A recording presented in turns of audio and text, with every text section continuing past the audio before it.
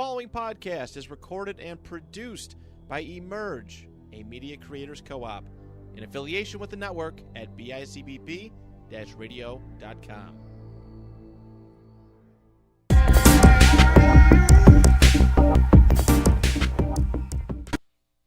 Hello and welcome to episode 73 of the Big Yak Podcast. It is I, Mike Pareto, alongside me, as always, Nico Salameni, Jackson Krebs. How you guys doing today? I'm wonderful. How are you, Mike? Hey, we got a full crowd now. We got a full crowd now, and we got two special guests on today, making their ways from Texas and Arizona. We have Isaiah and Oliver from the Athletic Exchange Podcast. How are you guys doing today? Doing all right. Happy to be here. Happy to be here.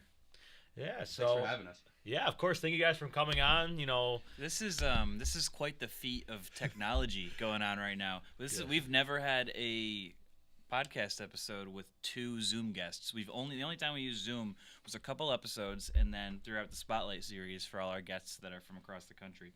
But having two on, plus the live show in the bunker. Shout out Emerge, man. Dude, Shout out Emerge. There's a lot going on. we're in 2023. There's way too much going on for me. I can't. It's too much. So tell us about your guys' podcast. Tell us about your guys' selves. Whoever wants to go first. You go ahead, Oliver. Oh, dang. I was going to let you go first, man. Okay, so basically, we both kind of grew up in the same area in Killeen, Texas, which is a very small military community. I'm currently located in Dallas. I'm up in law school here in Dallas. So I'm a Texas boy through and through. So honestly, I think the biggest thing that we wanted to get with this podcast was we were tired of texting back and forth between each other and arguing about things. And we were just like, whatever, let's just put this on a podcast and see where it goes. So it's turned out pretty well, I think. I think we're doing a decent job of expanding it and growing it. So we're doing pretty fine. But I'll toss it to Isaiah here. Yeah, so like he said, we met each other in high school. So we both went to the same high school. Both were in band together. So that's how we met each other. I am from San Antonio originally. I know that doesn't correlate to being a Patriots fan, but here I am. At all. It doesn't. I currently live in Arizona because I'm in the Air Force, so I serve here in Tucson. So that's where I'm at right now. And so like Oliver said, just wanted to start something. We debate all the time, and we always have the most differing opinions on every subject, whether it be football, basketball, anything. We always have the opposite opinion. So we thought, what better way to air this out than on a podcast? So we did it for fun, and it's growing, so we're happy with where we are and the progress we've made, and we're truly blessed. Love to see it. Love to see it. Tell us a little bit about your guys' fandom. How you guys became a Patriots fan and a Bills fan. Living in Texas, like how does that? I don't even understand how that happens. I don't get how we get how we get Patriots fans in this area, and like it makes no sense to me. Like how'd you both you guys end up like that all the way down to Texas? Go ahead, Isaiah. You got the front of the... So just to start off, basketball-wise, I'm a Spurs fan. Okay. So the reason I'm not a Cowboys fan, I want to start with that, is because sorry to any Cowboys fans out there, but air it out, dude. Toxic fan base. Thank you. And they think they're gonna win the Super Bowl every year, and I'm sick of hearing it. That's all you hear in San Antonio, Shut up. in Dallas, everywhere is all you hear is about the Cowboys. So my dad actually made me go to a Super Bowl party with him at our church when I was really, really young. I wasn't into football. I didn't like football like that. And it was the Patriots and Giants playing that Super Bowl. Mm. And so I sat there and I was like, I don't really like football. And I was watching the game, and I guess I just picked the team. I ended up picking the team with Tom Brady on it. And I was like, I like their colors more. So then the next year, I got more invested in football. And I started watching them. So that just so happened to be like one of my first football games I ever seen was the Patriots and Giants in the Super Bowl. So that's how I became a Patriots fan. All right. Fair enough, It's pretty easy when you have Tom Brady to watch, so that's fair. I'll Right. give you that when you're not a football fan, not tied to any geographical team, but right. And then going back to how you guys kind of created your podcast, that's essentially how Mike and I started the Big Yak, and then kind of grew from there. So we totally relate with you guys on that front.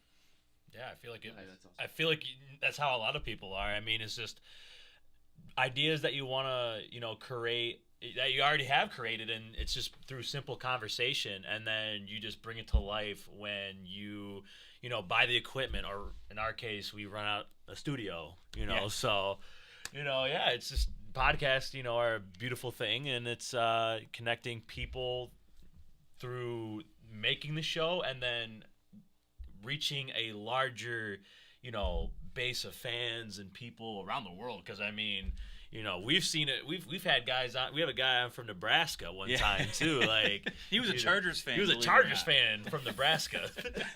Nebraska. What do they got to do out there in Nebraska? That's what I'm saying. They got the Huskers, and that's They barely about have it. the Huskers. They suck. That's Huskers about are it. Dog. Real quick, what are some goals for your guys' podcast going forward? Yeah, so we kind of talked about this a little bit because we haven't really thought about that thoroughly. But it's really, we just want to grow it as much as we can. And even if we don't have the biggest following in the world, we want to just have a platform to get our opinions out there. And that's kind of really where we want to go. And who knows, maybe this thing grows out to be bigger than we were intending it to be. But as of right now, we're just looking to grow it and keep our opinions out there and keep this a weekly thing. We want to keep it up. So that's pretty much, I would say, our goals to the podcast. All right, yeah. I mean, we're basically right there with you. That's exactly how it is. It's just the consistency. The audience and the viewership will come once you find those people that really enjoy the show. You're gonna get them to expect it every single week at the same time, Right. every week. Like that's kind of how it builds and grows from there. So you guys, I mean, for how long ago did you guys start the show? This is episode 14. So I mean, Yeah, when did we start this, like June? Keep the Something- consistency, man. Yeah. That's about, it. About 3-4 months ago, really, honestly. That's awesome. We also That's started awesome to ours hear. in June. Well, yeah, Fun fact. June just must be a podcast. Not month. like this year, but June 2022. But, Okay. Nice. yeah. Nice. So, what are the state of your guys' teams? How do you guys feel right now? I know New England, a little rough. I mean, the Bills aren't on the greatest track. I'm sorry, but they're not. The Bills aren't on the greatest track either. But New England, They beat us though. they beat the Bills. They did beat the Bills. Can say that. Beat But Jets. yeah, let's start. Let's start with Isaiah. How do you feel about the Patriots right now? Well, let's just say this. It's not a proud moment to be a Patriots fan right now, but I will say this. I'm an unbiased fan, and I'm realistic, unlike a lot of Cowboys fans. But That's right. I know That's we're right. in the dump right now, and I know it's looking bad for us. And honestly and truly, I think Mac Jones, he needs to go somewhere else because the Patriots are failing him as an organization. He had 3 offensive coordinators in 3 years. Makes no sense. They're failing him. Belichick is over his head. Honestly, they need to get him up out of there too. I think we just need a fresh start. So hopefully we can get a top 3 pick in the draft this upcoming year. Yeah, McCorkle is not it for you guys. He's The not. Oracle. Matthew. He is not Pea good. shooter. Pea shooter Jones. He's not good. Oliver, how do you feel about the Bills right now? I'm hopeful. Okay. I mean, that's Aren't all we you can all? say. I will say that despite the loss to Philly, I think that we're playing really well. That was one of the best offensive performances I've seen from 17 all year. And even though we lost, there was a lot of officiating issues in that game. There was a lot of kind of weird stuff going on. So I think going into the KC game next week, I think we have a good chance to win that game. And then I think we get Dallas in Buffalo. So I hope we win that game because I'm also with Isaiah on the Cowboys. I can't stand the Cowboys. Even though growing up in Texas, you're surrounded by them all the time. So, but I'm hopeful. I think there's a lot of frauds in the playoff picture right now. So I think they're eventually going to slip up and talent's eventually going to come out. So I think I'm hopeful, but I wish that there are a lot of other things that would have gone our way this year. Yeah. Whoever is a Dallas Cowboys fan listening right now, they're catching some strays. They're catching some strays. I didn't even know this. Rightfully so. Dallas sucks. Yep. Nico and Mike already know my position on the Dallas Cowboys. I hate them. I hate It everything gets about 'em. personal with Jackson. It's very and the personal with Cowboys. me. And Agreed. there's 100% only agreed. one, like I talked about it last week. There's only one person that I'll ever give credit to on the Cowboys, and that's Micah Parsons because he's a monster. Everybody else can kick rocks, including Dak Prescott. Rocks. Listen, we'll get to Dak Prescott. Don't you worry. Well, we're gonna That's get my there. MVP Waste- candidate waste right of there. time. Oh, goodness. Waste of breath. Before the show, I know a couple days ago, you guys told us about Fiverr. Talk a little bit about the partnership. Yeah, this is actually really cool. We just found out about this yesterday. So we're sponsoring with Fiverr nowadays. So Fiverr, if you're a freelance business owner and you're looking for ways to expand your business, Fiverr is the place to go.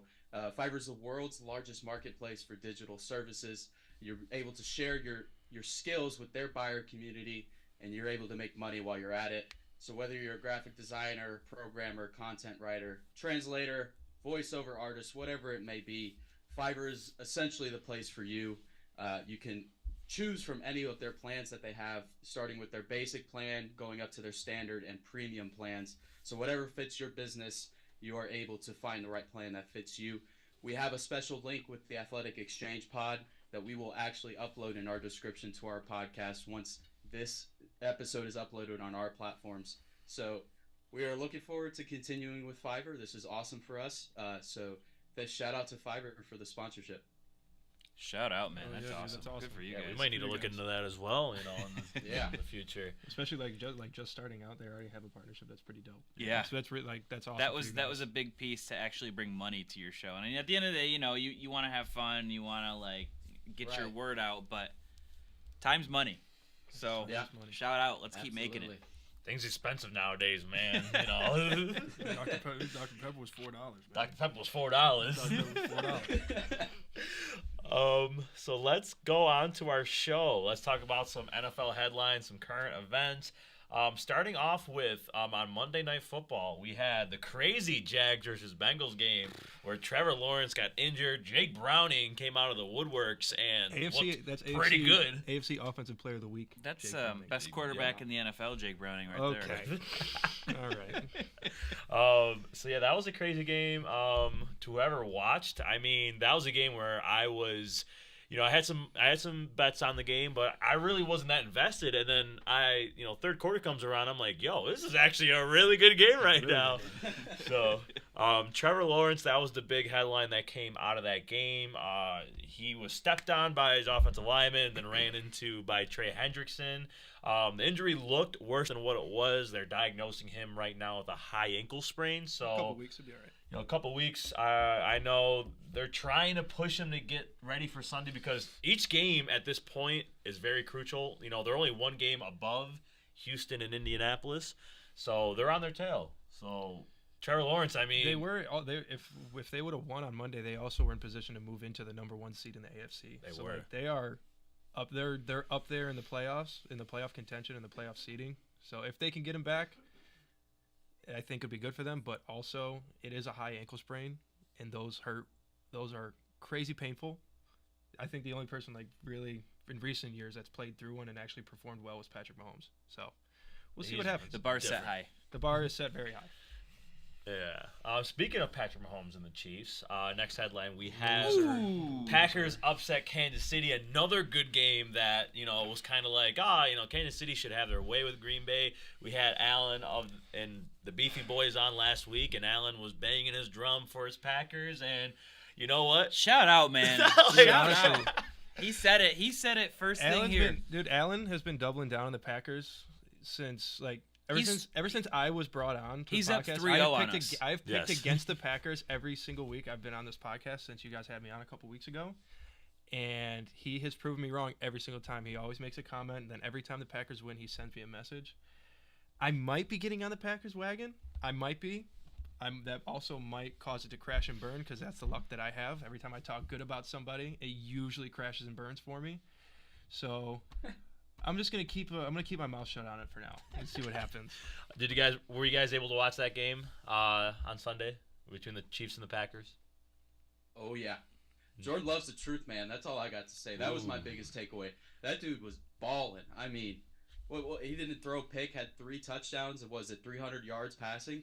I mean, that dude is the truth. He's looking like if you just look at the way he throws the ball, you could tell that he learned a ton from Aaron Rodgers. I mean, I was looking at him, I was like, that's literally Aaron Rodgers. Not to say that Jordan Love is Aaron Rodgers, but like the mechanics of the way he throws the ball, the way that he sits in the pocket and waits for the time to throw the ball, I think that is my biggest takeaway. And the Chiefs look kind of suspect. I'm not gonna lie, they looked pretty bad, but I'll toss it to Isaiah. Yeah, I watched the game as well. I'm not a huge believer in Jordan Love, but based on how he's been playing recently, you could tell he's got a calmness about him. I mean, he's been in the league for a couple of years now. He's just now getting his chance to really, shine and show what he can do. But I think the Packers, based off the little sample size we have this season of him being a starting quarterback a lot of games in a row, I think they'll probably stick with him. And I think he'll get them some really good wins this season and the next couple of years. Now, will they make the playoffs? Not too sure. Kansas City, they need Bieniemy back. That's my biggest takeaway. Is I think Bieniemy is the key factor here because I think they had the same receivers last year, but I think Bieniemy is the common cog and what's causing their downfall this season. That's my opinion. It's a very similar, almost eerily similar to when the Bills lost Brian Daboll. And you just kind of you lose and see like how much of an impact he was. Like the offensive coordinator as a whole, obviously it's a very important coaching role, but I mean it's the same players, same scheme, same everything. But if you're missing that coaching piece, then On the your right plays team's at the gonna right clunk. time. Exactly. Like, yeah. Right. Shaq Leonard to the Eagles. Another piece rich to get that- richer. Yeah, the rich get richer. Another. So I thought it was down for him. It was down to either the Cowboys or the Eagles. Did he just like? you just picked the Eagles. You just flipped a coin, I guess. There's Like, probably I don't- more opportunity for him on the Eagles versus the Cowboys. I think the Eagles have a slightly weaker linebacker core over the Cowboys. I mean, you got Micah Parsons all over the middle and the front of the field, so I think he'll get more looks over in Philadelphia. And honestly, it probably came down to money too. Probably. Philadelphia probably offered him more money. Yeah, and the Eagles. I mean, they drafted Kobe Dean. We just really haven't seen him, play really. Like he hasn't been on the field consistently throughout, the 2 seasons he's been out there. They released Caden Ellis today. He's been, I think, starting for them the past couple of games, and so they cut him. Plug in Shaq Leonard. I mean, listen, man, I don't know how bad he was supposedly playing in Indy, but if he goes to Philadelphia and gets back on that All-Pro status, man, NFC needs to watch out even more for this team. Even though that's the next headline we have. Eagles get blown out by the 49ers. Dude, they got dog walked. It was bad. Like It in was Philly at home. in Philly. At home, like, whew. It was just one of those games where I was excited because it was a rematch. I thought it was going to be, mano a mano, a rematch of that NFC Championship game. And I thought it was going to be way closer than it was. But, no, man, Brock Purdy and the Niners were rolling. They were rolling. It was a Brock party, dude. Brock party. It was a Brock party. Brock party. But, like, so going back to the NFC Championship game last year, if Brock Purdy was in that game, do they win? Do they beat the Eagles and go on to win? Probably go on to beat the Chiefs in the Most Super likely. Bowl. Deebo Samuel's been telling everybody all year if Brock was in that game, they would have won. Stood that on game. business. He did, Stood and on then business. Deebo went out. And, he had a game. Three total touchdowns. It was 130 yards, 3 touchdowns. The dude showed up with black Air Force playing in black cleats. forces, man. Yeah, that's nuts. He's moving different. Man That's possessed, standing man. on That's business. an evil man. That's evil, man. an He evil was up to his diabolical ways. He hates the Eagles, and he's a talker. He's he's competitive, but he likes getting Eagles fans going, especially our friend Rodney, who's an Eagles fan. I know he's gonna watch this, and he's gonna text us in the group chat. But he was like, I already know Debo's gonna be texting and not texting, but doing his thing, and he's gonna be talking. It's whatever. But yeah, that was That Jalen was Hurts a beatdown. Jalen Hurts' MVP stock, I felt, went down a little bit. It fell. I mean, it got hit so bad. They had David Carr saying that Marcus Mariota should start. That over was him. insane. Can we just touch on that a little Somebody bit? needs to drug test that man. Yes. That was bad. That was. He needs to be drug tested. Like, you're getting paid money to be on a national stage. I understand, people, there's analysts out there that do things for clicks. I hope to God he's not being serious. He just about saved that. his brother from being a worse brother in performance. My goodness. Yeah, I don't know what went through his mind going on national television. Dude, and it's saying like that. I don't know. It's like it's been analysts all year just saying the dumbest shit I've ever heard. Like, they just say the dumbest things. It's all for clicks, man. is. It gets And clicks. Look at it. Listen, no, it they did doesn't their get- job because no, we're talking about I get it. fired. I get pissed off. Like, it makes me mad. That's it. It's so dumb. Going on, we have the Houston Texans knocking off the surging Broncos, one of the hottest teams in the NFL. Two of the hottest teams in the NFL go head-to-head. Broncos country had their little win streak going, but they fell to Houston. Houston, though, losing their star rookie receiver Tank Dell, and on a play that I felt was BS because you have a 5'10", 165-pound receiver. Not he's 5'8". 5'8". He's 5'8". Better point. Right. Better point. And you have him damn near interior run blocking on a running back dive. Like, take him out. Like Put Robert Woods in there. Yeah. Robert Put Woods. somebody in. Put somebody, just put somebody else in there. put It doesn't somebody matter else who it is. Yeah. But yeah, it definitely sucks that Tank Dell's. He's done for the year. It's really shitty for them. He's one of those guys who, a lot of people picked him up, even drafted him late in fantasy drafts, and has helped out, their teams to this point. Get them to the playoffs. He's helped multiple parlays of mine hit. Yeah, and parlays. Shout out Can't to forget Tank the Dell. parlays. Right, that's the important part. That's the important part. Yep. How do you guys feel about CJ Stroud? Do you guys like what you guys see? This Houston team, are they a playoff team? I mean, What's the sights down there in Texas? yeah. Go ahead, Oliver. I will say D'Amico Ryans has completely changed the culture in Yep. Houston. That dude needs to be getting some Coach of the Year talk around him because he has turned that franchise around in a matter of less than a year. So I would say, obviously I'm in Dallas, so there's a lot of Houston-Dallas kind of battling, but there's not. I would say that the Houston Texans are gaining momentum in Texas, and it's good to see, considering after the whole Deshaun Watson debacle, I guess you could call it. But I think they're good, and I love CJ Stroud. CJ Stroud, I think, is a legit MVP candidate. I don't see why you could keep him out. I think he's playing as well as any star quarterback in the league right now. Now, Tank Dell, like you guys mentioned, is going to be a huge hit to them. But I think even with Nico Collins and Noah Brown, he's going to have some solid weapons to at least have a shot at them getting in the playoffs. Now, I don't want them to for the Bills' sake, but I think they have a good squad down there. D'Amico Ryans has changed so much down there. Yeah, that was a good point. I agree. Oh, sorry. I agree with that. I think Stroud is the truth. I think he's really, really good, and he's mature beyond his years, which Yeah. I really like. And you can tell he's really rallying the team as a leader. He's a great leader. And I just want to go back to the pre-draft process with him and Young because there's a lot of debate with him and Bryce Young. I remember they had some report come out. He took it was some sort of intelligence test that he took, and he got the worst Wonderlic. score out of all the quarterbacks in the draft. Yeah, we talked about that. Yeah. And when I read that, I thought that was complete BS. And he even said, I'm not a test taker. I'm a football player. And Sir. we've seen that. The dude is the truth. He has a good squad in Houston. Not amazing players, but he's elevating his team. And I think that's what matters. Some QBs, they need to have a good supporting cast. And other QBs elevate their supporting cast to make them look really good. And I think Stroud's going to continue to do that the rest of the year.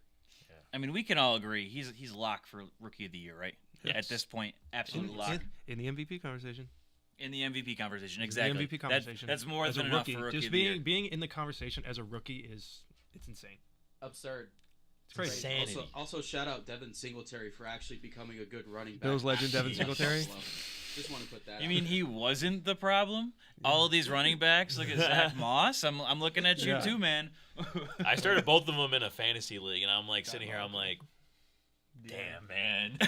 What could have been? What happened to Leonard Fournette? Didn't y'all pick up? He's Leonard still on the Fournette? practice squad. I think they might elevate him this week. Maybe. Maybe. I Could you hope. guys believe that? Playoff Lenny. Did you guys believe that Zach Moss and Devin Singletary were in the same backfield? Yeah. Yeah. They were in the same backfield. Yeah. And we could not get And we production ruined out of them. Well, they were ruined with us. They're blossoming And now they're blossoming. But oh my god. Tyreek Hill, 519 yards away from the first 2,000 yard season from a wide insane, receiver.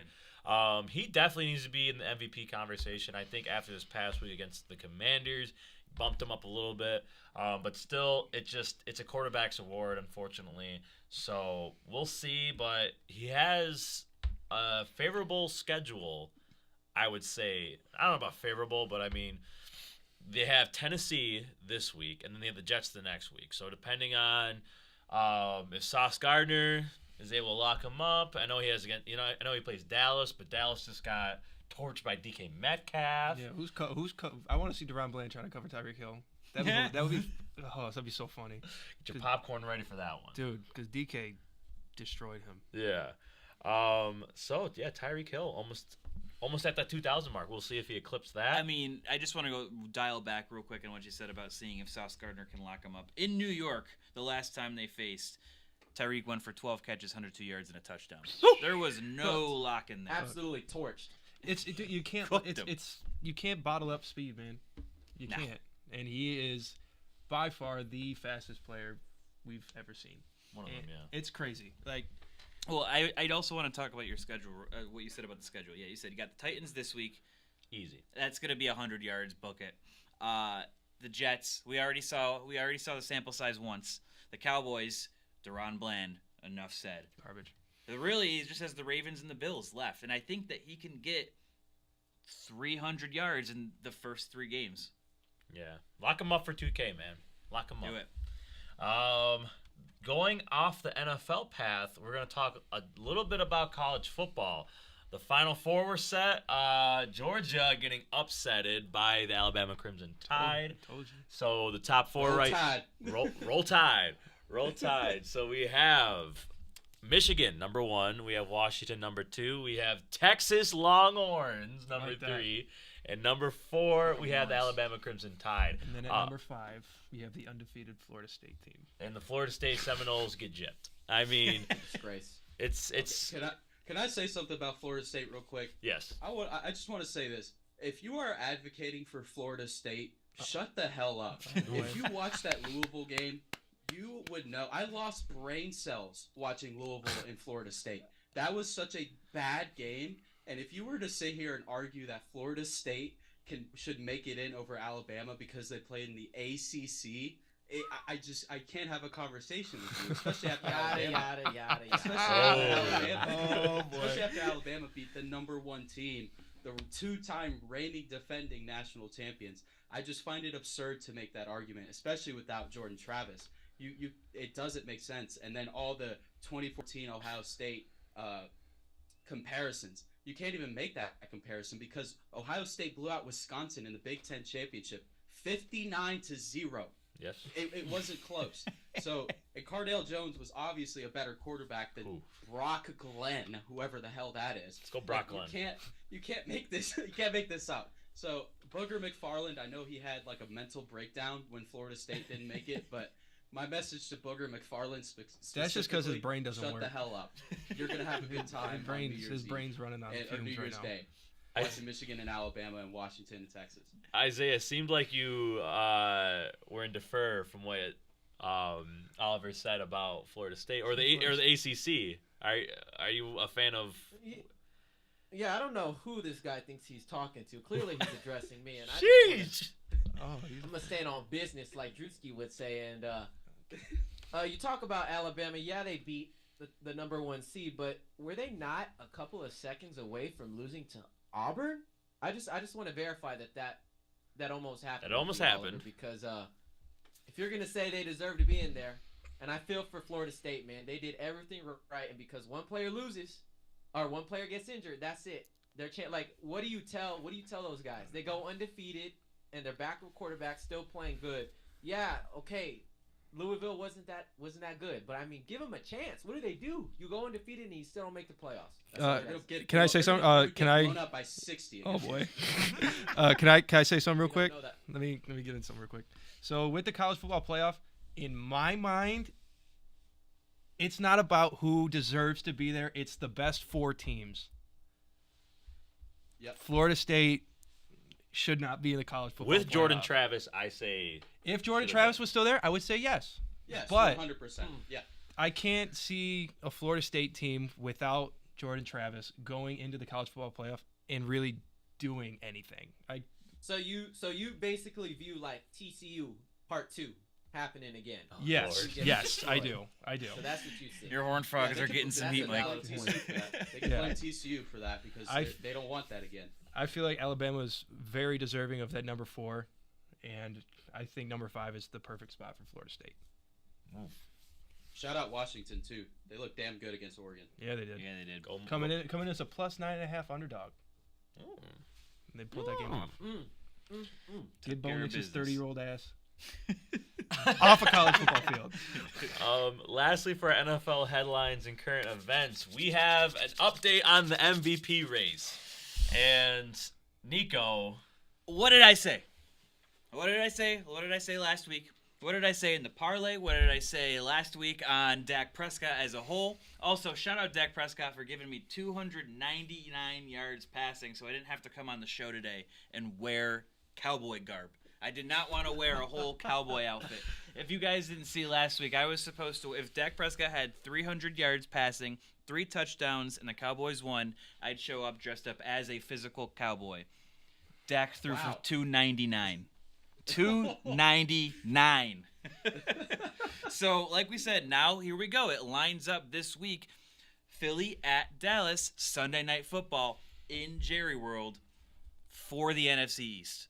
And Dak is going to prove on Sunday why he is the MVP in this league this year. all right. Dude, Wow. it's Try not gonna, again. it's not gonna happen, man. It's not. He could be people's favorites going in right now. I know. I see the vision. I've seen the script. I know how this is gonna play out. It plays out the same every single year for the Cowboys and Dak Prescott. He's going to fall off his high horse, and the Cowboys will spiral down, whether it be towards the end of the season or in the first round of the playoffs. I don't know. It's gonna happen. It's inevitable. It is. 3 things in life: death, taxes, and the Cowboys shit in the bed. Absolutely. Hey, you know what Stephen A says? What can go wrong will go wrong with the Dallas Cowboys. I'm still waiting for them to beat a team better than 6-5. That's what I'm saying, 'Cause dude. they haven't. See, Ain't look, there beat you go. nobody. The bar That's- keeps that's moving. what they're Ain't saying. beat nobody. 2 weeks ago, Geno they Smith can't- outdueled him. They Better stats against a better defense. 2 weeks ago, they said he can't beat winning teams, so then he went out and beat a winning team. All right, now he barely can't a winning beat teams team. that are better Barely- than this record. barely Can't a beat teams that are better than this record. Barely. All right, we'll see Sunday night. Well, like I said, I hope you guys marked your calendars for 12-13 last week because that's the week we'll be talking about. I It'll can't be wait the to Dak dance Prescott on show. this MVP favorite grave. I can't wait to be. I'm gonna, All right. We'll see. I'm gonna be So dancing on it. Nico, are you willing to double down? Oh, I'm being doubling a, down. I'm being a cowboy. Yeah, let's do it. I'm doubling Yeah? down. I'll run that bet back. Yeah. I'll run that bet back. Yeah. Philly at Dallas. Dak throws for 300, 3 touchdowns. Cowboys win. I'm running it back. Cowboy. All right. So I love the doubling down. So right now, Dak Disgusting. is the favorite on a couple different sports betting websites. I know DraftKings though has Brock Purdy. That's my. As the that is favorite. my MVP right there. That is my MVP. That's MVP a little pick. interesting. Jalen Hurts fell off. I really after that Cowboys game, he's pretty far back now after getting absolutely dismantled by the 49ers. I feel like Brock Purdy, if Brock Purdy keeps it up, he can bring home the MVP, which is also an insane sight. Like I don't know how I'm able to say that, seeing how last year he was Mr. Irrelevant, and he's just came in the league and just blown everybody away since stepping foot on a football field and on the NFL field. It is a wonder to see how poised and collected he is. Oh, he looks like a 5-year vet. Yeah. And yeah, Mr. Irrelevant pick turning into, this past season, I was like, you know what? I think Trey Lance is going to, beat him out. I really had confidence in Trey Lance, and then, yeah. So, what do you guys think right now? Who are your guys' MVP favorites projected Go to? ahead, Isaiah. Yeah. So I want to say something about Dak Prescott. I can't stand the Cowboys. I think it's fair to say he's top 2. Purdy, look, this is my thing with Brock, right? He's a good quarterback, and he's played better than any other quarterback that's played for Shanahan so far in that system with San Francisco. He's good when he has everybody on the field, but I think the biggest thing for me that I didn't like was when he had Trent and Debo out. Those 3 games, it's not like he was getting sacked a lot and getting like forced fumbles. He was throwing like crazy interceptions, and he was playing very bad. And so for me, when I think of an MVP like the Lamar Jacksons of the world, or the Patrick Mahomes of the world, or the Cam Newtons of the world back in the day, MVPs make their team better, and MVPs can typically take their team over the top in adversity. Now Brock, statistically, he's the best this season. So like it's really how you want to debate the MVP award, but like those 3 games that they lost and Trent and Debo were out, they played absolutely like dog. Like Brock did not look good, but when he has all his pieces around him, he looks nice. Now, I don't think you have that problem with Lamar, or especially Lamar Jackson. I bring him up because he played with, bags of potato chips for a couple of years. He basically carried that team, and he won MVP. So, if it was up to me, I know it's a QB award. I would have Tyreek winning the MVP only because he's going to reach 2,000 yards, which I believe he will. But because it's a QB award, I think it's probably going to go to Brock or Dak ultimately, which I don't like either of those options, but that's my thought. That Brock take is very valid. I mean, it's like at that point, if he won it, are you really giving it to him or Kyle Shanahan? So, I will say this though, I know who's not getting MVP. Josh Allen. Well, Josh Allen. Okay, well, yeah. Josh Allen, I know, but wait. Madden Hold on. curse is real. Hold on though. I will say this: if the Bills at least go 4-1, and Josh plays really well the next 5 games, I could see him being thrown into the conversation. I mean, statistically, he's having a great season. he's top It's 10 not in a matter- voting. That it's is a matter true. of wins and losses, and if they finish the season out strong, I don't see why he wouldn't get that. Yeah, that's But a great point. And matter of fact, if Aaron Rodgers comes back and plays the last 3 games of the season, he might have a shot. Aaron Rodgers might have a shot too. This That's is such a terrible take. So bad. so where I was getting at is I know who's not winning MVP, and that? he plays on a team that's right here. Patrick Mahomes. Patrick Mahomes. No. Patrick Mahomes. I don't think Patrick Mahomes is winning, and I think I have 5 candidates higher than him for MVP. That's fair. So Real quick. not his fault. Real quick, I'm looking through these comments, and I just saw something that's absolutely atrocious to me. Someone said, "Still some games left. DeVito bringing it home, most likely." Let's go, Can I push an agenda real quick? Tommy Cutlets. What's up with the passing paisan over yeah, there? can I push an What's going agenda on with about him? the passing paisano? So I'm gonna compare Tommy DeVito's stats this season to another He's doing it. quarterback in Dear the God, NFL. he's doing it. In the NFL. I will compare them. I'm not going to tell you the other quarterback is, but I'll reveal it at the end. So Tommy DeVito has a win percentage of .667. The other quarterback has the same win percentage. Tommy DeVito has .1 passing touchdown interception ratio higher than the other quarterback. Tommy DeVito's at 2.3. Patrick Mahomes is at 2. Oh, it's Patrick Mahomes.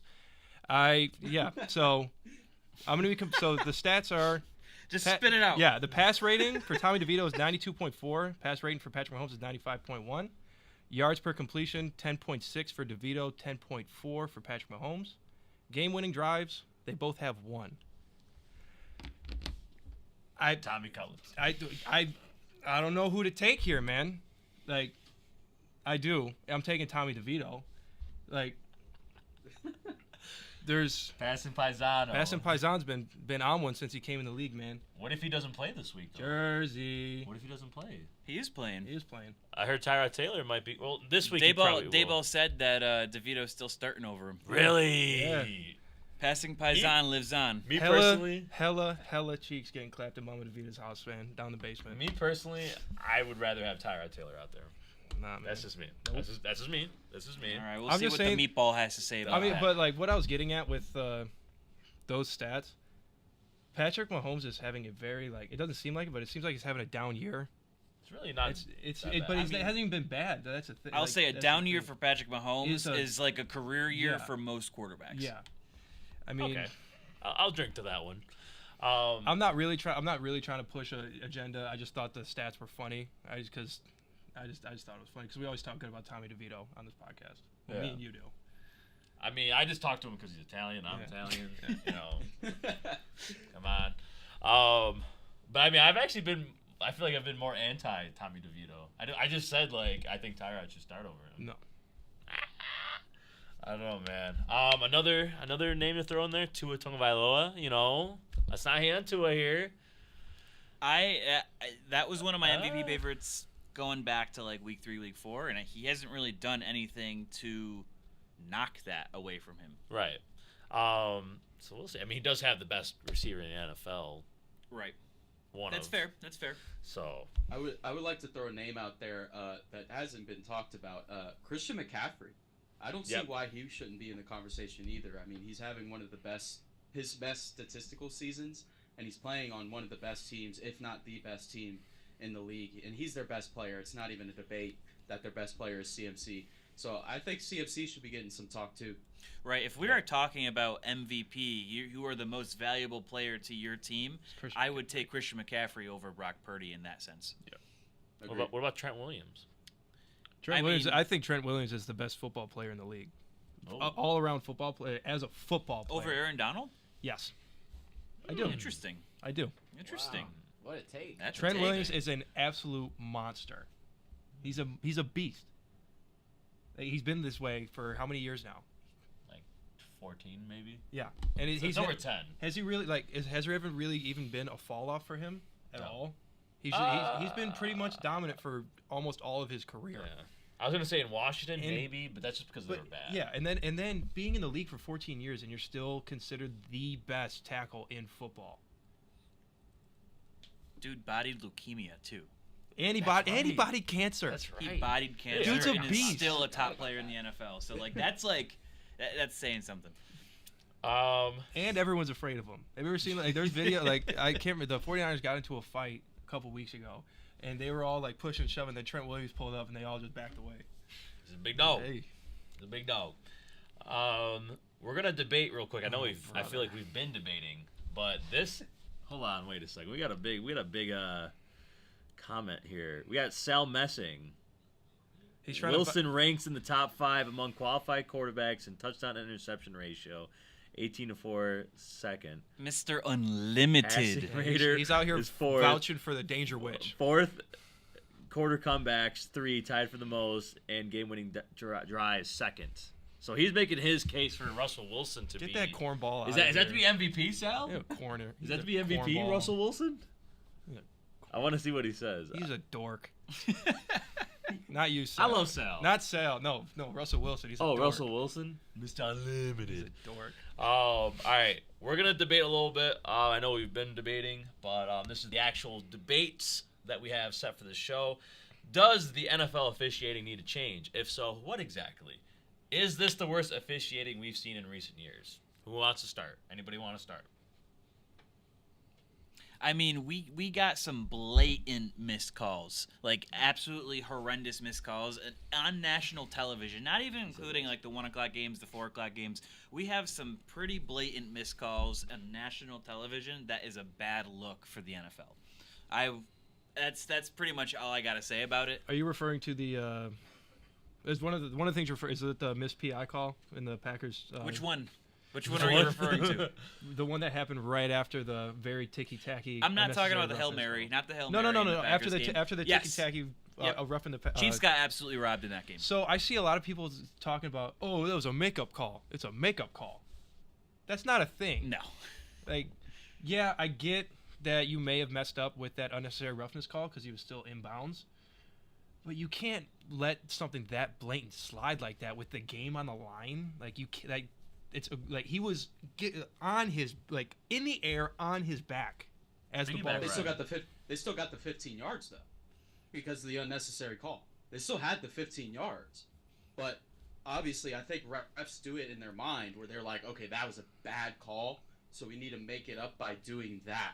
And obviously it was a missed PI, but they got the 15 yards anyway. So it's not like it's a net zero in my mind. But so it makes the referee. I feel like it makes the referees look bad. I think about that Josh Allen missed horse call that they had, horse collar, excuse me, when his jersey was literally ripped right in front of the referee, and they didn't do anything. They looked straight in his eyes, and they were like, "Yeah, you aren't doing anything." So I don't know. There obviously needs to be a change. I think college football officiating is way better than the NFL's officiating. For sure. And you think it would be better on the professional level, but it's not. It's been terrible this year. So yeah, I think it needs to be changed. This isn't part of the debate, but this kind of sprung the question. What would you guys think about the way that college football handles defensive pass interference in the NFL? Imagine if it was just a 15-yard penalty for defensive pass interference Instead of spot of the foul.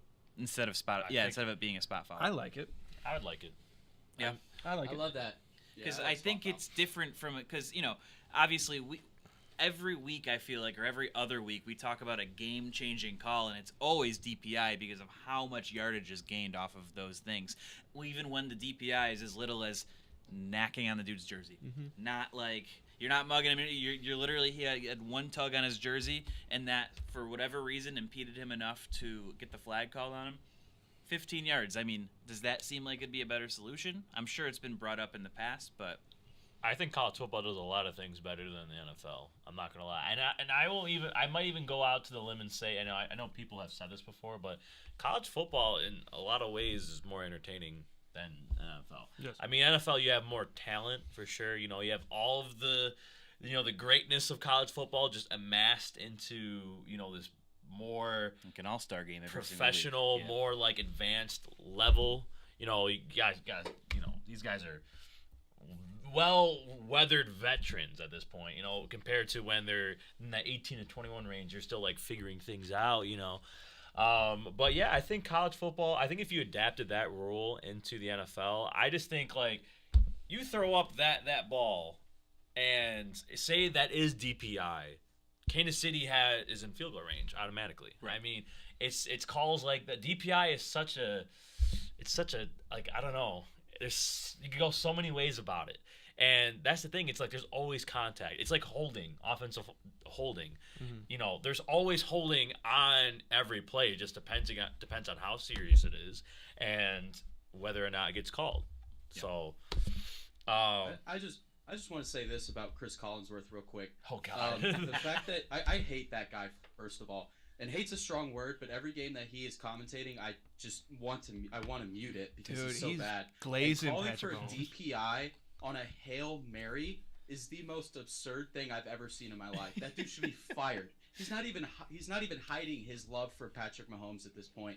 So advocating for a DPI on a Hail Mary ball that who knows can come down with it, I think it's just the most absurd thing I've ever seen. Travis Kelce wasn't close to catching that. No. So he does have a point. Chris Collinsworth, like, he loves himself some Patrick Mahomes. Dude. Loves him.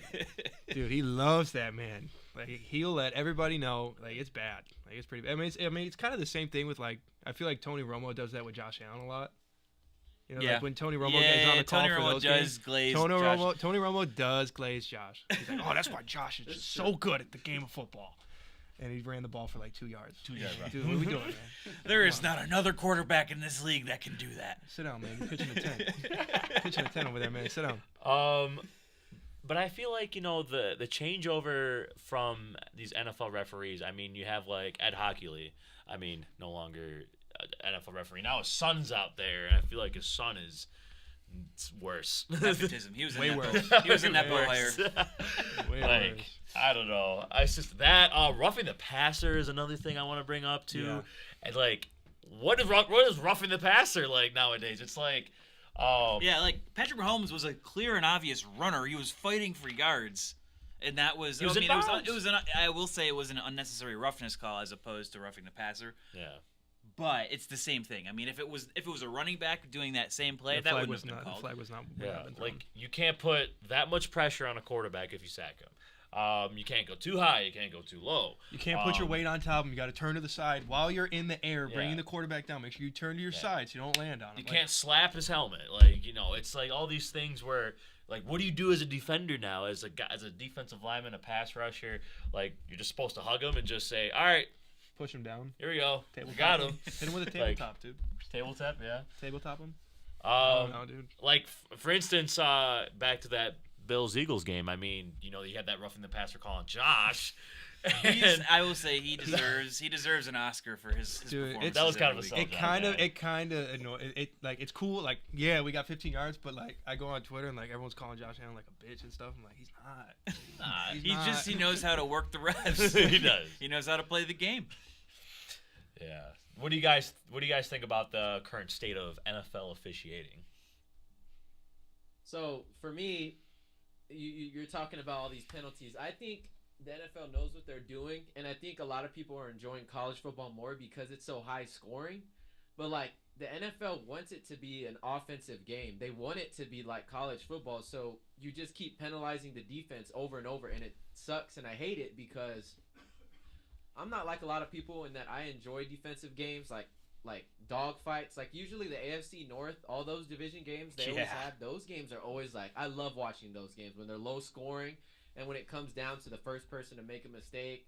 But like they know what they're doing. They're just basically trying to get people to, they're just helping the offense just because they want points on the board and they want to protect the quarterbacks because that's, advertisement for the NFL. I mean, I think it's just going to get worse after this year because look how many starting quarterbacks are injured in the league this year. I mean, we got some devastating injuries. We're sitting at a quarter of the league. AFC, NFC. Like, I saw something that Nick Wright said from Fox. Mm-hmm. He said that Mahomes, like, even though he's playing his worst year, this might be his easiest path to the Super Bowl he's had, like, since he's been in the NFL. That's true. Because so many starting that's a true quarterbacks take. are injured. So it's like, it's crazy. It's I mean, only look gonna at get worse all than the this wild cards. Look at every single wild card team right now. It's all injured quarterbacks. Injured quarterbacks. Right. Yep, agreed. I think I'm on the same level as Isaiah, but I will say I was sitting there with my dad watching. I can't remember which game it was on Saturday. It was one of the conference championships, and it was the exact same play that happened with the AJ Brown fumble in overtime, and the guy turned around, caught it, took 2 steps. The ball got punched out, and in college they called that a fumble, but in the NFL they didn't. So I think what college football and the NFL need to do is they need to line up what exactly defines a fumble or what exactly is a DPI or an OPI or a holding, because there's a disconnect. There's a huge disconnect between the two. And when you're sitting there and you're watching college football, you're like, yeah, the officiating got that right 99% of the time. You can't say that for the NFL. And I think the college football officials have it right because of the fact that they're less subjective, I think in the NFL you definitely see a lot of bias going through these refs. There's a lot of calls that you could see are clearly for one team and not for the other. So, and the NFL is based on ratings and good teams, so it pisses a lot of people off, the officiating in the NFL. You don't see that in college, and there's a disconnect there. So I think the NCAA, as much as I hate the NCAA and the NFL need to kind of get on the same page as far as that. Obviously, the college rule of 1 foot in is a catch, I think should stay, and then the NFL 2 feet in. But there's a lot of things that they could kind of combine. I like the overtime rules in college football a lot better than the NFL too. I think everybody does. I think there's a lot of things that they can learn from college football. You mentioned the 1 foot down thing. One of our commenters said, I'm waiting for the 1 foot rule like in college. More touchdowns equals more views. And it comes back to the same thing where this is still a business. So, like, are we going to make a ton of money? More touchdowns, more offensive scoring. Like, that's what keeps the lights on and pays the bills. Mm-hmm. Pays the bills. Mm-hmm. San Antonio Holmes would probably be like, man, I could have done this with 1 foot back in that Super Bowl. Moving on to our underdog pick 5. Do we want to get paid? Let's get paid. We are proud to be partnering with Underdog Sports, our favorite place to play fantasy games. You got to check out their pick'em. It is so easy to play. Just pick 2 to 5 stats of your favorite players and choose whether they'll go higher or lower. You can 20 times your money by going 5-4-5. Does that sound like fun? Download their app and sign up today using our code BIGYAC. That's BIGYAC. Big Yak. To get your first deposit up to $100 matched. We cannot wait to see your entries. So that being said, I mean, I got mine if you guys are ready to rock and roll. I do not have one I this week. have one locked and loaded as well. Alrighty. I'll get going real quick. I got Jalen Warren. That's the free space for tomorrow night's game. 0.5 total yards. Give me the higher, obviously. Moving on to that same game, Pat Fryermuth. We'll talk about him a little bit more later on, too, when we talk FanDuel. But 27.5 receiving yards. Give me the higher there. Here we have Mike Evans facing Atlanta's secondary, which is a pretty solid young secondary. 72.5 receiving yards. Give me the lower there. I think this will be kind of a quieter game for him. We might see more Rashad White than we are used to. Jared Goff, give me higher than 1.5 passing touchdowns. He's facing Chicago right now. Chicago's in shambles. This is going to be an easy grab. And actually, same game, give me Jameson Williams, 19.5 receiving yards. Give me the higher. I think he's due for a 40-yard catch this week. All right. Yeah, those are some picks. Like the Mike Evans one, I mean, I need that for fantasy, so please don't happen. Oops, my phone is sliding. All right, here we go. Here's my underdog pick 5. We have what? We have Jalen Warren's free square. Give me where am I? I lost myself. DJ Moore in the Chicago and Detroit game. I have him higher than 5 receptions. I feel like they feed him the ball. Yep. Respectfully. 5 receptions against Detroit. Detroit's secondary, respectfully. Detroit's secondary has been very up and down, to say the least. I like him going for 5 or more. In the New England and Pittsburgh game as well, I probably should have said this one before the other one, but Ezekiel Elliott lower than 61.5 rushing yards. This is his, first start technically this season? For New England. So 61.5, I don't know. This game is going to be a stinker.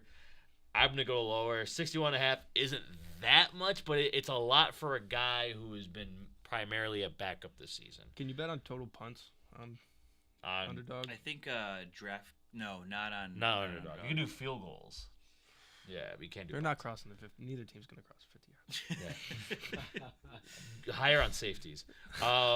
David Montgomery, also in the Detroit and Chicago game, I have him higher than 61.5 rushing yards. So, that's a guy who's going to have 60. Chris Collins. So that's a guy. So here's a guy. He's going to get 61.5 rushing yards. He is the better running back. He is a co-starter with Jahmyr Gibbs. I might even say Montgomery is 1A in that situation. So give me higher than 61.5 rushing yards. Chicago's defense is not the greatest. So yeah, we'll see. Depending on which running back they use, but I think Monty is the first guy that they go to. And then Kyron Williams, I have him higher than 68.5 rushing yards. Kyron Williams is one of the hottest players in fantasy football, to say the least. And they're going up against a tough Baltimore team, but Kyron Williams is that offense, to say the least. Cooper Kupp is not having the year, even though he came back from his injury. He is not having that good of a year. Puka Nacua has had a way better year, even when they've been on the... He is injured going into this week. He is injured, so we'll see if he plays. If Puka doesn't play, then I'm for sure going Kyron Williams. I think he can get... I don't think he goes for 100, but I say, he'll hit the sweet spot of, that 83 rushing yard mark. So, yeah, that's the underdog pick 5. How do those sound for you guys? Those are good. The only thing I would say is Kyron against the Ravens. I don't see that happen. No, if they're going against Baltimore. I think that defense is stout. That's the only thing I would critique. Okay. I also like someone who's not been talked about a lot this year, and they're playing against a flailing Saints team, but they're also flailing at 1-10. I would go over on Chuba Hubbard's touchdown total, whatever that is. He seems to be their offense at this point, so. I think he's been playing a lot better, at least the past few games. So I would lean into the Chuba Hubbard hype. Yeah, we definitely got to look into that one for sure. Let's move on to our Take It to the Bank. Before we do Take It to the Bank, Nico has his parlay of the week. I have the most Disgusting. vile, rancid, off-putting parlay that you guys will ever want. It's at plus 767. If you take this, you better be in line with me to call the number. And the number is 8778 Hope, New York. Hope NY or whatever your corresponding states dial this right after the show because this is an ugly parlay. But you know what? Let's ride. I did everyone a favor. We're all making some money. Degenerate ass parlay. Yeah, I told them what it was pre-show, so they already know what it is. But and I'm all for it. You guys ready to rock and roll? Yes. It is Jalen Warren. Give me an anytime touchdown here. Okay. He's due. I mean, if there is going to be a touchdown this game, it's going to Jalen Warren, and I'm putting money on it. Najee did not practice today. He's hurt, so he might have a limited snap count if he even plays. I am riding Jalen Warren this week. George Pickens, give me 25-plus receiving yards. My bar is set down here for this game in total.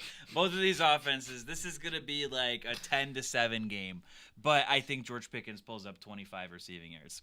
I think so. Moving on, Pat Freiermuth, 25-plus receiving yards. Like I said, the bar is on the floor. Pat Freiermuth and George Pickens each just need 25 receiving yards, and then give me an alternate spread of the under 35.5. Under, specifically. Do not take the over here. Take the under. So, playing that back real quick. Jalen Warren, anytime touchdown. George Pickens, 25 receiving yards. Pat Freiermuth, 25 receiving yards. Under 35.5. You can get this on FanDuel for plus 767 right now. That is easy money. That's the easiest money you're going to make in this porous game. I will say I did tweak yours a little bit, the tiniest bit. I still had the Jalen. It's just all the same people, but so Pat Freiermuth's over/under was set at 27.5. So I took the over on that. Okay. And then I moved George Pickens from 25 to 40 receiving yards. Oh, you have confidence, eh? A little bit. Yeah. Maybe one He shows up in primetime one games, big I chunk feel play like. is really all you need from that. For that. What are your odds sitting at? I'm sitting at plus 1268. 1268 for those slight changes? Slight changes. Guys, I Very have a new slight parlay of the week. Very slight changes. Very slight changes. Almost doubles your odds. Can I ask, for that bar, is it low enough to where you could do the limbo? No, I'm falling flat on my back. Oh, my. Oh, my. Do you guys have any parlays you guys cooking with it tomorrow, or are you staying away? Go ahead, Isaiah. I don't have I usually place a couple of parlays each week, but I don't have anything this week. And I got a question.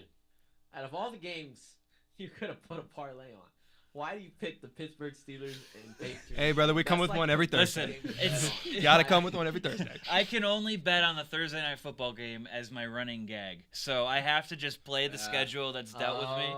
And you know what? It gives us a reason to watch tomorrow night. Right. I'm gonna keep it real. I'm probably still not gonna watch it. Go ahead. I have a parlay cooked up, but it's only on one game, and it's not even NFL. It's Army Navy. It's probably the most degenerate game to bet on. You're right. I forgot about that. It's at plus 932 on FanDuel. So if you take Army minus 2.5, under 27.5 points, and then you take Bryson Daly anytime touchdown, who's Army's Bryson quarterback, Daly. he has 13 total touchdowns in a triple option offense. So I'm going to ride with my guy Bryson Daly. I take that, and you have all three of those. You have plus 932. It's pretty degenerate, but I think I'm going to ride that on Saturday. Nothing Hey, you got to switch that spread pick over to the Navy, man. You got to do it. My dad's a West Point grad, so I can't. In good conscience, I can't bet on Navy. Got to do it. Jackson is a Navy vet also. I am. We got some. Go odds. Army! I'm sorry. I hate you. Nothing says America like betting on the Army versus Navy football game. Bryson Am I right, Daly. fellas? He is I was right. just about to say all patriotic and stuff. He is Bryson right. Daly. This might be this is the most degenerate game to gamble on. God bless our troops, faith, 'Cause family, football. Literally, everyone knows what's happening during that game. It's literally just a run fest, whether it's a speed option, a read option, or just a handoff up the middle. There's probably only going to be like 3 total passes, maybe 4 or 5 at the most. 3 by land, 0 by sea, 0 by air. Yeah, like those games are a run fest. It's a game won in the trenches. Okay, and I actually think Navy's going to pull this one out for once. Roll Tide. What? Roll Tide, man. Take it to the bank. We are sitting at an hour, so let's Let's buzz through let's them. push them out. So, Take It to the Bank. To whoever has not seen Take It to the Bank segment, we're basically just going to go down the list of the slate of this weekend's games and week's games, and Pick our winners. we're going to pick who's going to win, who's going to lose. We're also going to throw in the lines, as little sprinkles, but yeah, we'll see what everybody has. Starting off with tomorrow night's game versus the Patriots and the Steelers. Steelers are 6-point favorites at home. The over-under is set at a whopping high 30.5. What do you guys? Oh man. I don't even know who to pick. 3.5. This is going to be 10-7 Steelers. Oh, you're having a score prediction. Yeah, 10-7 Steelers. Book it. Fucking 6-3 Steelers. Man, you scratch that. 3-2 Steelers. Oh my! Baseball scores. What do you guys think? 3, -2. There we Pittsburgh. go. That's what I'm my. talking -2. Nice. Can I not pick this game? I mean, jeez. about. No. I'll go Steelers. 10-3. All right. So Steelers across the board. I am also picking the Steelers. Next game we have. Here we go. Those Sunday games. Finally looking better here. Rams at Ravens. Ravens are sitting at a 7.5-point favorite. Over under is set at 40.5. Me personally, going Ravens. Give me Ravens. Ravens. Ravens. I'm gonna go the Rams. Ooh. Okay, now. I'll be that guy. I don't know. There's I always just, I that one like guy. the Rams here. Are you rubbing like the lucky rabbit's foot or something, or is it? Yeah. Oh, okay. I'm not trying to be that guy that has, or we don't want all the same. Right. I get it. Next game we have Carolina at New Orleans. The Saints are 5.5-point favorites. Over under is set at 37.5. Stinker. What you guys thinking? I'm not picking first for this one. Give me the Saints. Saints? That's easy. I'm also gonna go the Saints. Panthers are just not that. I think the Panthers will give them a football game, but I will say that Saints will win. Saints. Give me New Orleans. Who's starting at quarterback for New Orleans this week? Hopefully Jameis Is Winston. it Derek Carr? Undetermined yet. I hope it's Jameis. If it's Jameis, double stains for me. Couple If it's Saints. Jameis, give me the Saints. All right. So But I'll still ride the Saints. I love Jameis Winston. Saints cross the board. All right, this is a good one right here. We have the Indianapolis Colts. And before we say this, I don't know if you guys noticed my jersey, but I have a Dallas Clark Colts jersey on. So sick. And I found this in my basement. This is from my childhood because the Bills used to be so bad. I used to just kind of ride the wave with a couple different teams.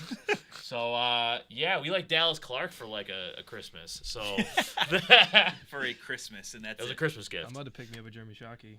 Get a Jeremy Shockey. Colts are sitting at 1.5-point favorites on the road against Cincinnati. Over at under is set at 43.5. And I will say this line probably changed after that game Monday night. Jake Browning looked good. That game probably would have been sitting at like a 5.5-point favorite in favoring the Colts. So what do you guys think? This is a classic place of I'm going to take the home underdog here. Give me the Bengals. All right. Colts. All right. What do you guys think over there? Give me Cincy. Ooh, okay. I'm gonna go with Minshew Mania. I'm gonna take the Colts. I'm going to ride Colts too. I'm wearing the jersey. I feel like it's right. So I also will put in this little tidbit. I think that Shane Steichen right now is my favorite to win Coach of the Year. I like what they're doing in Indianapolis. Minshew Mania. Zach Moss is back in the fold. I know they don't have JT, but Zach Moss is still, I think he's still top 10 in rushing. I don't know if he's 10 still. I mean, he might be like just outside. After last week's game, he didn't have the craziest of games. I don't even think he had that good of a game. But I can see Jake Browning pulling off some He's magic. sitting at 11 right now, by the way. What's up? He's sitting at 11 at 723 rushing yards. Right outside. So their defense is also stepped up. So we'll see. Moving on to another decent looking game, Jacksonville at Cleveland. I mean, no more. I forget Trevor Lawrence isn't playing. So CJ Beathard versus DTR. Joe Flacco. Potentially DTR, maybe Joe Flacco. Maybe Joe Flacco. All right, this game actually sucks. Forget these guys are starting a quarterback. Cleveland is sitting at a 3-point favorite. Over-under is, again, a whopping high 30.5. This is a battle of poops. I think that Jacksonville they lost last week and they were supposed to win this game. I think that they bounce back this week, regardless of if Trevor Lawrence plays or not. I think they'll win this one in an absolute shitter. This is another game that's sitting at a 30.5 over/under. Give me the Jacksonville Jaguars here. I'm also taking the Jaguars. All right. What do you guys think over there? Give me the dog pound. Ooh, okay.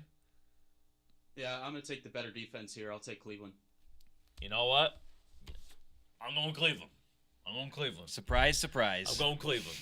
Go. Every down. week. Whatever, Mike. I like Cleveland, man. Going down with the ship. I'm Whatever. believers. Whatever, Mike. I'm believers. Whatever. Hey, man, Lake Erie brethren. I don't know, man. Give me Cleveland. Tampa at Atlanta. Atlanta is sitting at 1.5-point favorites. Over/under is set at 39.5. Oh. This is a terrible 1:00 slate. Yeah, this might be nap time. Jeez. That's pretty Both of these teams. Can I choose tie? Can I Tie? Let me take the Bucks. I'm gonna take the Bucks on a win here. Atlanta. Okay. What do you guys think? Give over me there? Desmond Ritter. Heyo. Desmond Ritter throwing 5 touchdowns this game. 5? Oh, wow, what is that? Where'd that come from? Wow, that's an absurd. You mean reborn as somebody else? Is somebody else going to wear his jersey? It's sarcasm. I don't know why Ritter's still starting. What did I say? Get Heineke back in the game. Yeah, you're a Taylor Heineke guy? Yes. Wow. Love Heineke, man. Okay. I'm gonna ride the Falcons here. The public is all over the Buccaneers, so I always fade the public here. So I'll go Falcons. I'm going to ride Whatever, Buccaneers. Whoa, ayo. I'm going to go the Buccaneers. I like their offense, man. I mean, Mike Evans has been great. Rashad White has been solid. Baker Mayfield, when he's not throwing stupid, ridiculous interceptions, I mean, he really hasn't had a bad season this year. Nico did come up with a big point earlier, Atlanta does have a nice secondary, but I don't like Atlanta's offense that much. I think they're too inconsistent. I don't think they trust Bijan Robinson enough. I don't think, and they can't get Kyle Pitts going. So give me Tampa on the At road. what point do you just give up on Kyle Pitts? It's coming. It's coming soon. Throwing that out there. It's coming soon for sure. Next game, we have Detroit at Chicago. Detroit's sitting at 3-point favorites. Over/under is sitting at 43.5. This really isn't that bad of a game. I'm surprised that Detroit's only at 3 points. Yeah. I'm taking Detroit -7. To be honest, I'm comfortable there. 6.5. Yeah. Detroit -6.5. That actually might be a part of I my parlay might this weekend. take that. Yeah. What do you guys think over there? Go ahead, Oliver. I'm gonna ride Detroit. I think the reason it's at -3 is because of how damn cold it's gonna be in Chicago on Sunday. So, but I still think the Lions come out on top. Give me the Chicago Bears in an upset win. Ooh. I think right. it's going to be a close game. I think Detroit, their only really, really good defensive edge rusher is Hutchinson, and I think Fields gashes those type of defenses where they try to flush him out the pocket. I think the more you try to flush him out the pocket, the better the Bears play, in my opinion. And I can see DJ Moore going crazy. I think Chicago's going to win this game. Montez Sweat legacy game. Interesting. Very intriguing. Detroit. I like Chicago. I mean, It's a good take. it's a good take. I mean, yeah, it's a good take. Chicago is the second half of the season football team for sure. They always turn like this season and last season. I feel like they turn it up offensively. But Detroit, I liked what I saw last week. So they bounced back after their little debacle on Thanksgiving. So yeah, give me Detroit. Are we missing anybody, or everybody picked? Everybody picked. Yeah, you're Okay. good. Okay, I was just making sure. Next game we have Houston at the Jets. Houston is 3.5-point favorites on the road. Over-under for this game is set at 32.5. I think Houston can cover that themselves. Yeah. I like Houston, obviously, here. Houston. I'm around with Houston. all H-Town. H-Town. Yeah, I'm on Houston here. I will say though, who again? I asked another question about quarterback. Who is starting at quarterback? Is Zach it Trevor Wilson. Simeon? Zach Is Zach Wilson. Wilson Zach actually Wilson. It's starting? official, yeah. Yes. Doesn't sound like he Oh, but wants give me to. Houston. It doesn't It's sound not- like he give wants me to do Houston. it. I don't really feel like it. Yeah. Like it sounds like Zach Wilson just he said reports were coming out saying that he feels reluctant to step back into the I mean, I starting would role. too if I got thrown to the sidelines for Tim Boyle. That's 'cause of fucking Yeah, they cut Tim Boyle right from starting lineup to gone. the couch. Wonder how Aaron Rodgers feels about that. So That's his boy. that's his boy. That's A-Rod's boy. It's A-Rod's boy. He just sucks though. Yeah, did you guys see that interview that he did No. with Pat McAfee, Aaron Rodgers? Mm. Oh, he backed up Zach Wilson. Oh Lord. Oh boy. Oh God. Give me Houston. Jets are a mess. Let's see. 4:00 games. Looking a little better. Seattle at San Francisco.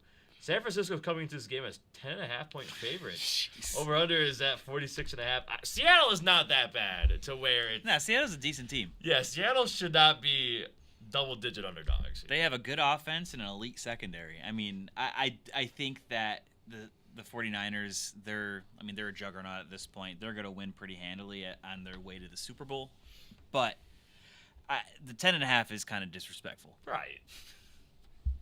What do you got? 49ers, but Seattle will cover. Okay. What do you guys think over there? Give me San Fran in a bloodbath. McCaffrey goes for 2 touchdowns, over 160 rushing and receiving yards combined. All right.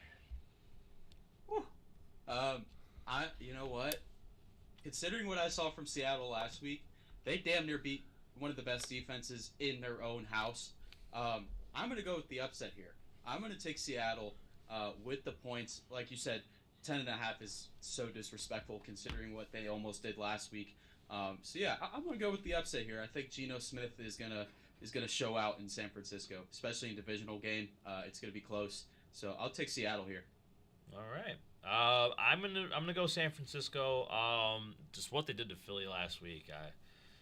I know Seattle also had a good game against Dallas, but I just think Seattle. I think it's gonna be a really good game. It's definitely gonna be closer than 10.5. So give me 49ers. Minnesota at Las Vegas. Minnesota 3.5-point favorites on the road. Over under is set at 40.5. Josh Dobbs is starting at quarterback. Put that out there. I believe this game should be the return of Justin Jefferson as well. It is. Yep. Justin Jefferson is playing. Justin Jefferson is back. Thank God. Fantasy team needed him back. Bad in a big way. But I will say Minnesota's going to start trending back upwards. So I'm going to take Minnesota in this game. You know, I was leaning towards taking the Raiders here at home. Again, home underdog, and this team is in the mix for the playoffs, believe it or not. Mm-hmm. So they got a lot of momentum swinging their way and a lot of energy heading that way. But the return of Justin Jefferson changes things for me. I think this team's going to be fired up to get their star player back, and I think the Vikings win a close one. What do you guys think over there? Give me Minnesota. Dobbs is going to go crazy, and Hawkinson, Jefferson, and Addison, that's a deadly trio right there. So give me Minnesota. Yeah, Skull. I'm gonna go with the Vikings, and I'll take them with the points too. All right. I'm also going Minnesota. I don't think like that we all took them. Damn, Yeah. Max Crosby's about to ruin that Sunday, man. Minnesota. Listen, man. Josh Dobbs is going to go he went from pastronaut to astronaut. What a take. I think he's going to go from astronaut to pastronaut again. We're gonna have Stop liftoff. calling him that. I'm calling him it. Stop calling him Come that. on. So he's getting Justin Jefferson back. I think Jettas is going to come back. You know, he's going to look good. Raiders just don't do anything for me. Going Vikings. Let's see. Broncos at the LA Chargers. Chargers are 2.5-point favorites. The over-under is set at 43.5. I'm going to do this real quick. I'm going to take the Broncos on the road as the underdog. I'm there. I'm right there with you. Give me Broncos. Give me Denver. This one's tough, considering the Broncos are getting 92% of the bets, which I hate. So I'm going to ride LA. I'm going to tread lightly with that one though. I think Quentin Johnston needs to be thrown out to the street. That dude is a bum.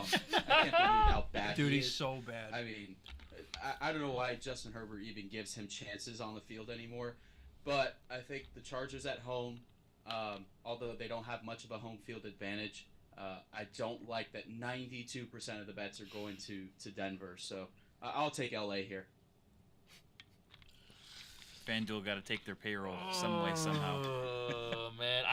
You made Just valid points. Just take the Broncos. You made valid... Just take the Broncos, man.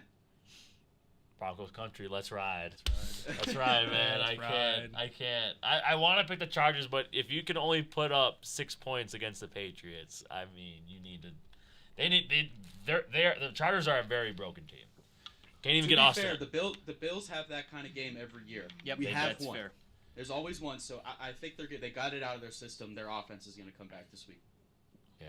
My man over here, he has the upset picks, man. He got Seattle, he has the Chargers, man. You put this in FanDuel, man. You might be a rich man after this weekend. Here we go. Eagles. Bills. Oh. Hold on. Sorry, I got excited. You got excited. Bills at Kansas City. Bills. Bills are 1.5 point favorites. Over under set at 48.5. My fandom is gonna show. The Chiefs look beatable, the most beatable that they've looked in years. These wide receivers, sans Rashee Rice. Rashee Rice is looking really good, especially in these last few weeks. I think the Bills secondary can lock up the Chiefs. I think that we have to be, for the first time ever, less scared about Patrick Mahomes, and it's not Patrick Mahomes' fault. He has no one to throw to. I think we have to be more scared of Isaiah Pacheco this game for the Bills. And he's banged up, I And heard. He has he a is. shoulder contusion. Yep. So I think that, over under is set at 48.5. I'll be honest, this is probably going to be one of those gritty 21-17 type games. I think that the under is going to hit on this, and I think Buffalo just barely squeaks out here. Literally. What do you think? Bills. Bills? Bills are winning this game. What do you guys think over there? If Taylor Swift is at the game, give me Buffalo. If she's not at the game, give me Buffalo. I think, and me and him argue about Josh Allen all the time. I think Josh Allen has an absolutely absurd game that goes down in the history books against Kansas City. I think he goes absolutely berserk. He throws for at least 2, rushes for at least 2. Nuclear I think he's gonna Josh have over game. 400 passing. I hope so, dude. That would I put a think giant so. smile on my face. That's a lot from a Patriots fan, too. That's I know. He did say- I'm unbiased though. He I'm did really say earlier unbiased. he was a very Cowboys, he that's has it. reason and he's not biased. I'm going to take Sean McDermott off a bye week. He's undefeated off a bye week. And both teams are coming off a Hell of a loss. stat right there. Where'd you pull that one out of? That is 86-0 that's off a deep bye cut. Week, so That's a well-known Bills here. stat around here, man. Obviously, I'm a Bills fan. I hope they win. But I could see, and you know what? Whatever Gabe Davis's receiving yard total over under is, take it because it's He big hates game, the Chiefs. Big game day, Gabe. I can't even say it. Big game day. Big game Gabe, you got You know Tony what I mean. Romo. Tony Romo's Take the calling over- this game, too. Take the total. Take the over on his total yards. I'm riding with the Bills here. Obviously, go Bills. So, with that being said, I think, did everyone? I haven't picked You yet. haven't picked yet. I haven't picked yet. Who are you? I haven't picked yet. You're gonna pick the Chiefs. Uh-oh. Oh no. Go Bills, man. Go Bills. Let's go Buffalo, man. Let's go. All right. I almost got you guys there. Oh, I don't like that. I see All of through- us took the Bills. They're gonna win. That's gonna another one. They're gonna do it. They're gonna take care of business. All right, Nico. This is your time here. Here we go. Philly at Dallas. Eagles. Cowboys are I've been waiting 2 weeks for this one. Eagles. Cowboys are 3.5 point favorites at home. Over under is set at 51.5. Let's hear it. Eagles. So, fun fact that this 3.5 point spread that it's set at is currently sitting at plus 100 odds on top of that. So, I'm gonna win my money. I'm gonna put 3.5. Dallas covers, wins, and trounces Philadelphia. Trounces Philadelphia. I'm saying it. I'm saying it right here, right now. You are mad. You are out of your mind. Remember what I said last week. The Bills put some stuff on tape that made Philadelphia a little bit weaker. What happened the very next week? A buzzsaw came through. Thank you. The best team by far in the NFL came through. I would argue that the Cowboys are right there. Since that loss to the 49ers, they are also looking like you could make the argument for the best team in the league. Statistically, I think you're smoking crack. Put your bias aside, put your hate aside, and look at the No, stats. I won't. No. Dak Prescott's been the best quarterback in the league since that loss to the Don't 49ers. care. And then they're going to come in. They're going to lose this game. And Dallas is coming in for seconds against the The downfall Philadelphia of the Eagles Cowboys starts this Sunday. Everyone be there and tune in. What do you guys think over there? Okay, all right. As an avid Jalen Hurts fan and a huge Cowboys hater, give me the Dallas Cowboys. pulling That's out right. this Wow. That's What right. You got us there. That's right. The last game they played against each other, Dallas was so close, and Dallas, I believe, is on a 15-game home win streak. If it was in Philly, I might think otherwise, but since it's in Dallas and they're on a 15-game home win streak, I don't think it's going to be a crazy win, but I think it's going to be close, but I think Dallas ends up pulling it out. All right. Deron Bland legacy game. Book it. Dude is gonna get cooked. You about to get fucking torched, dude. Before I make this pick, I want to go through the Dallas Cowboys schedule real quick, just very quickly. Please do. Please do. Giants, we already did. Jets, We can do it again. Patriots. They lost to the 49ers, Cardinals. which they lost by 32. They also lost to the Chargers, Cardinals. Rams, Eagles, which they lost. Cowboys, Panthers, Commanders, Seahawks. The best team they have beaten is 6-5. I just can't, in good conscience, pick the Dallas Cowboys. I go to school with 100 Dallas Cowboys fans. I want them to shut the hell up. I can't have them in my face. Oh, did you see that? Did you see Dak Prescott? Did you see he's the best We're quarterback going in to the the league, man. Super I'm telling you, Bowl. We're going he's to the MVP. Super Bowl. We're going to Super Bowl. We're going all the way. I can't have them talking that mess on whenever I see them on Tuesday. So I'm taking the Eagles. I obviously they're the better team, and you can throw Dallas's win streak in there. But again, who have they played? They've beaten. Their best win is the. They've 6-5 played the teams Seahawks, on their so- schedule. They've played the teams on their schedule. Frauds. They took care of business. Frauds. Just like They're Miami. frauds. Just like Miami. Frauds. We're about to get to them in a second. Give me Philly. I'm gonna go Philly. I know they got blown out by San Francisco last week, but listen, this is division football right here, man. This is the Dallas Cowboys. This is personal. I know last week's game was also, it wasn't that personal for Philly. It was personal for the Niners. I think Philadelphia's pissed off. I think they're going to come into Dallas and rock their world. I'm not going to say a blowout, but I say Philadelphia wins by a touchdown. And yeah, we'll see what happens with that one. That's going to be an interesting game. Those last two games are going to be under a microscope, a magnifying glass. And then last game we have is. Oh, there's two. I forgot. Yeah, we got the double header. We had the It's double not header. even a double header. Oh, They're playing yeah. at the same time. Yeah, they are playing the same. That's weird. Forgot that they're doing that. Tennessee at Miami. Miami is 13.5-point favorites at home. Over under is set at 46.5. I think you already know who's going to cover 13.5-point favorites is nutty. that. Nutty. That's a huge spread, and I'm going to take it. Huge spread. Give me the Dolphins. Big spread. Miami. What do you guys think? Miami. I'm going to take Miami, but the Titans to cover. Ooh. That's fair. I'm also going Miami. I mean, it's just. Yeah, Tennessee is just a little rough. A little rough. Well, you don't like mayo coffee? Just- Listen. We were close. I was almost close He to almost drinking had that. We had a wager. And it almost got bad. But no mayo coffee for me. That's two things. I actually don't like coffee, and I don't like mayonnaise. So I probably would have been on here contemplating. You would have been big yakking. Big yakking. Disgusting. Last game we have is the Green Bay Packers at the New York Giants. Packers are 6.5 That's an point. interesting game. Yeah. Packers are 6.5 point favorites on the road. Over under is set at 36.5. What do we guys think here? Allen's converted me. Go Pack, go! Give me the Packers. Yeah, Allen has also converted me. I'm going to take the Packers. Give me the Giants. Ooh, I like it. The I like passing it. paisan. I'm glad somebody did it. I would have felt bad if I did it. No, I'm riding the love train all the way through. The love shove, as they called it on the broadcast. So give me Jordan Love and the Packers here. yeah, I'm riding the same thing here. Mike doesn't like coffee. Mike doesn't like coffee. Grow up. Have a taste bud as a treat. All right, you know what? Okay, whatever. Go Packers. Go Packers. All right, Alan, you happy? You happy, Alan? Like we finally did it. Watch them lose now. Yeah, they're gonna. The passing paisan's gonna toss a bunch of meatballs out. And Every time I talk good about somebody, They do bad. they do it's bad. the So Jackson curse. It is. Because as soon as I started talking good about Josh Dobbs, that's when he just fell off completely. So, fun fact: the Manning cast is doing a dual play of this game.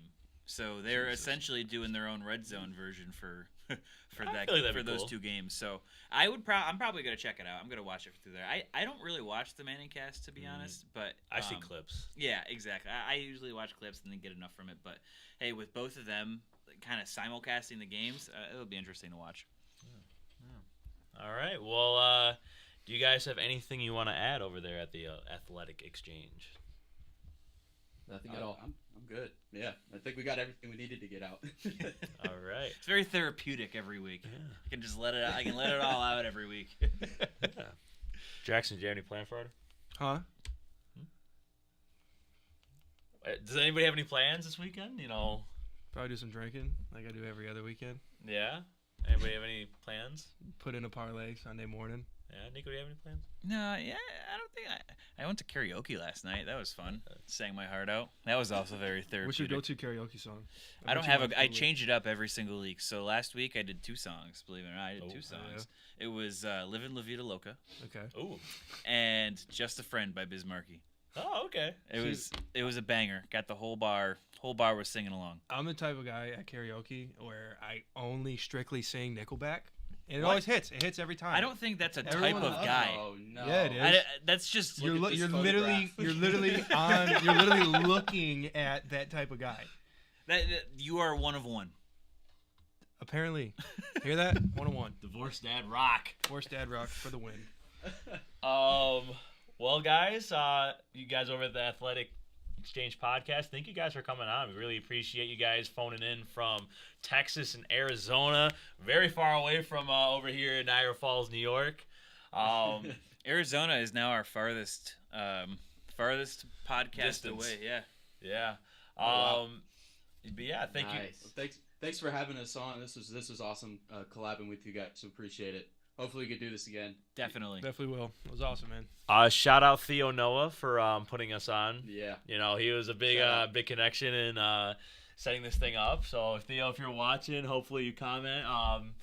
Thank you for this episode, basically.